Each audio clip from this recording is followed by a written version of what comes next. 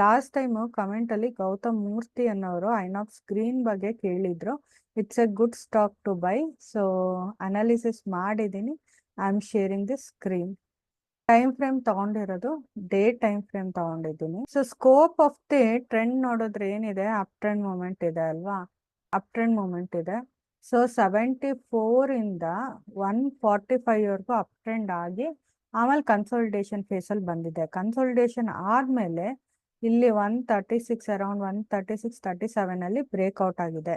Breakout ಆಗಿ retest ಆಗಿ ಮತ್ತೆ ಅದು it's moving to up trend moment ಅಲ್ವಾ. Sequence of the moving average ಏನಿದೆ, ಅಪ್ ಟ್ರೆಂಡ್ ಮೂಮೆಂಟ್ ಇದೆ ಅಲ್ವಾ. ಸೊ ನಾವು ಇಲ್ಲಿ ಬೈ ಮಾಡ್ಬೋದು. 141 ಹತ್ರ ಬೈ ಮಾಡ್ಬೋದು. ವಿತ್ ಸ್ಟಾಪ್ ಲಾಸ್ 111 ಬರುತ್ತೆ. 111 ಬರುತ್ತೆ ಸ್ಟಾಪ್ ಲಾಸು. ಟಾರ್ಗೆಟ್ 2